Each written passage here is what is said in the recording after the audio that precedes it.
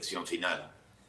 Mientras el gobierno discute desde el día uno, desde que asumió, una agenda paralela que nada tiene que ver con la sociedad, nosotros estamos empantanados con estos datos que no solamente asustan, sino que realmente es una cachetada a la dignidad de todos los ciudadanos. El problema, ¿sabes dónde está?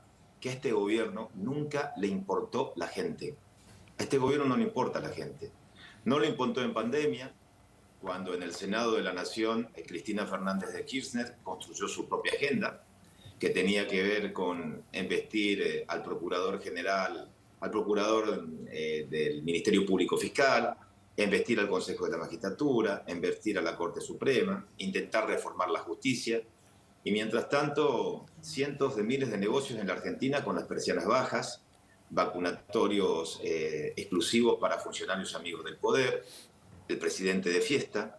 Entonces, y esto nada ha cambiado. Al contrario, sí se profundizó que ante un presidente ausente, un presidente desdibujado, deslegitimado, que perdió autoridad justamente por esta disputa que nada le interesa a la sociedad, hoy llegamos al final del camino con 11 gobernadores que impulsan un juicio político, supuestamente porque se ataca al federalismo, cuando en realidad ningún juez de la Argentina, y tampoco la Corte Suprema de Justicia, puede ser sometida a un juicio político por el contenido de su sentencia. Primero, entonces, ¿de qué se trata este juicio político? Es una farsa. Esto es un relato, es una puesta en escena. Porque ninguno de los 11 gobernadores que firman están legitimados para impulsar un planteo ante la propia Corte Suprema. ¿Por qué digo que no? ¿Por qué no se ataca al federalismo? Porque de la masa coparticipable, lo que se destina acaba con esta medida cautelar, que se destina a partir de la reforma del 94, cuando la Ciudad Autónoma de Buenos Aires logró autonomía reconocida por la Constitución, no se desprende de la masa que se coparticipa en las provincias. Entonces, ¿qué es lo que se trata de hacer? Construir un relato ante la impotencia. Sí, Luis, pero ¿sabes qué ocurre?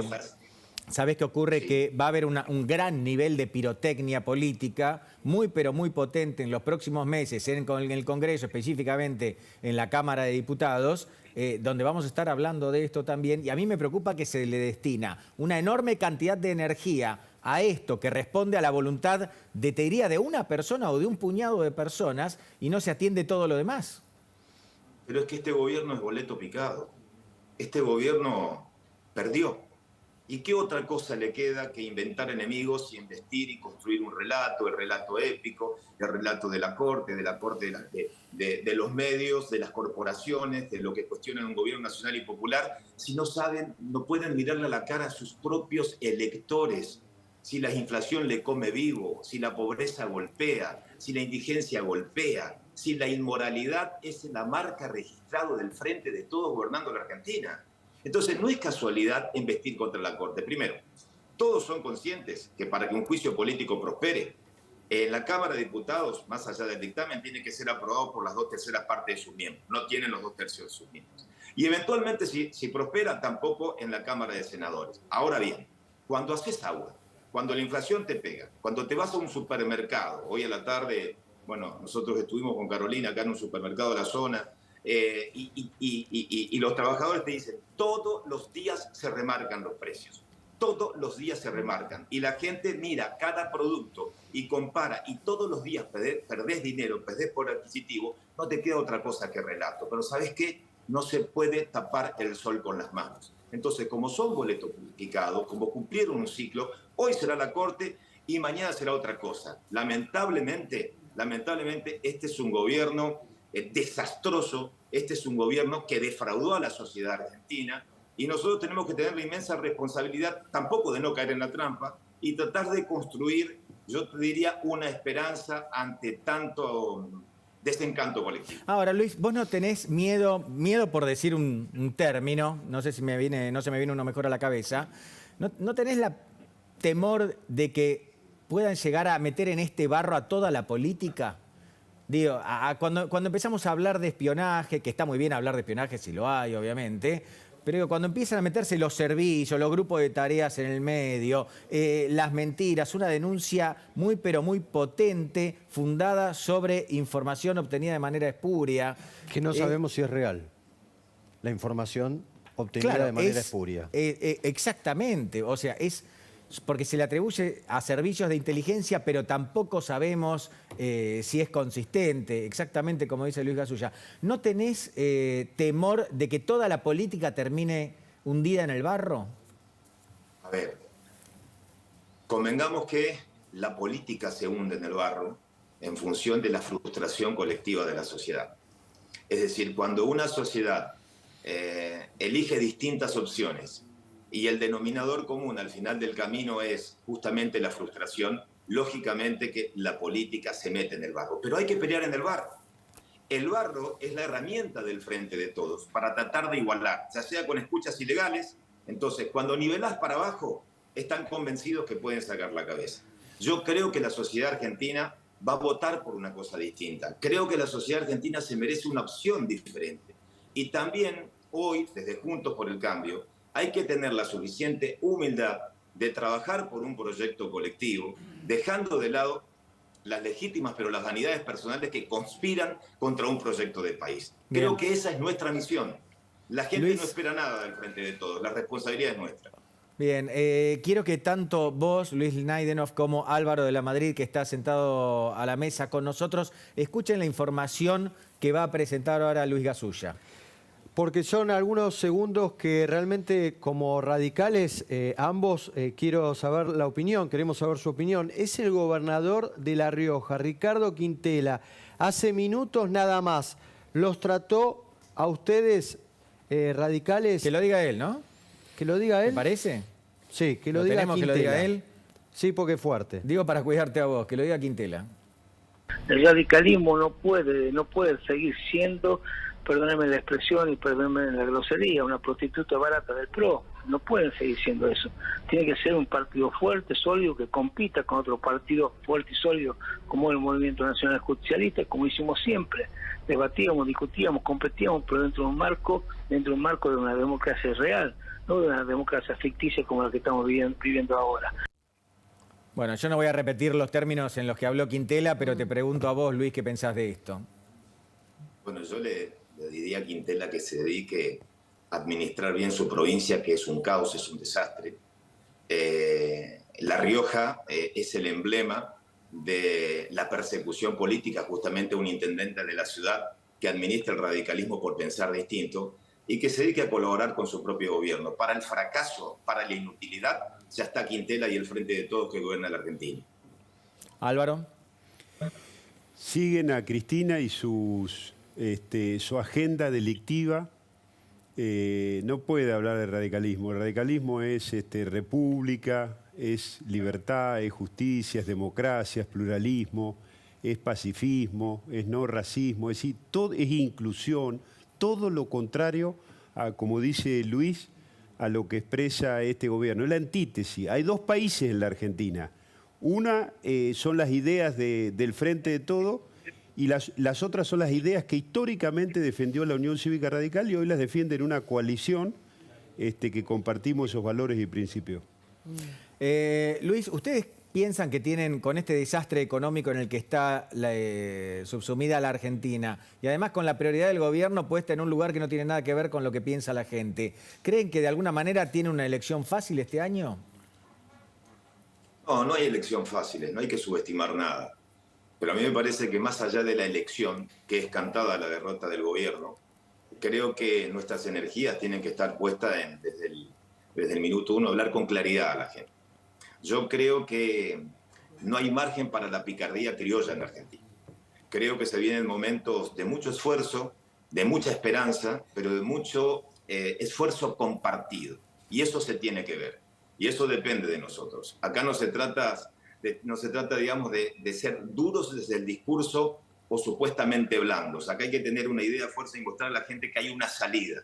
Y que hay una salida y que la salida es colectiva. Esa es nuestra responsabilidad. Para atacar la inflación, que es un problema crónico de la Argentina y que eso requiere de acuerdos y de un gobierno que encara desde el minuto uno lo que implica el desafío con un plan antiinflacionario en la Argentina, de recuperar fundamentalmente la certidumbre, porque sin certidumbre no hay país viable, y la confianza. El gobierno destruyó la confianza política y destruyó la confianza económica. Mira, en la Argentina muchas veces se ha dado en los ciclos políticos que la economía se llevó puesta a la política y otras, la política se llevó puesta a la economía. Este es el único gobierno que choca la calecita, que tanto la política como la economía han implosionado. Ahora, senador, usted decía que está bien que hay que meter los pies en el barro, que eso tiene que hacer la política, pero ¿ustedes se la bancan en meter los pies en el barro? Porque hoy los dos referentes máximos de los dos polos del espacio opositor en materia de seguridad prácticamente tuvieron que borrarse. Hablo del ministro de Seguridad de la Ciudad de Buenos Aires que pidió licencia y del referente de la seguridad de Patricia Bullrich, que hoy no atiende el teléfono después de toda la campaña que le ha hecho Gerardo el kirchnerismo. Milman, ¿no? Gerardo Milman. Primera reflexión, Juntos por el Cambio es mucho más que el PRO, y que el radicalismo y que la coalición cívica. Juntos por el Cambio es una esperanza para la sociedad argentina. Si hay decisiones que se tomaron de licencias u otros se llamaron al silencio, esos son decisiones individuales que no afectan al colectivo. Eso quiero que queden claro. O sea, ninguno de los nombres es mucho más potente que la coalición que representamos. Y el desafío no solamente es pelear en el barro, sino ir al hueso. Por lo menos hay muchos hombres y mujeres que estamos decididos a eso. También habría que organizar un poco la interna, ¿no?, de Juntos por el Cambio. Para eso están las PASO, para eso están las PASO. A veces tenés un gran activo de candidatos en el espacio, hombres, mujeres competitivos, que tienen vehemencia, que tienen proyección. Y bueno, y al final del camino el ordenador natural es las PASO. Pero siempre hay que tener presente que la Argentina, a ver, no hay salvadores en la Argentina. Esta idea de la jugada única que nos va a salvar no existe en Argentina. A nosotros nos va a salvar un proyecto colectivo. Y salvar, que se entienda bien, arremangarse con esfuerzo, con esperanza y hablándole de frente a la gente. Luis, ¿vos creés que el desafío electoral más importante es la provincia de Buenos Aires? No, todo es un desafío electoral. ¿Sabés por qué? ¿Por qué? Porque yo creo que el principal desafío que tiene la Argentina es terminar con esta especie de mosaico, donde se respiran aires de libertad en Cava, en los grandes centros urbanos. Y Luis conoce muy bien, andate al NEA-NOA y fíjate el desafío es recuperar cultura democrática.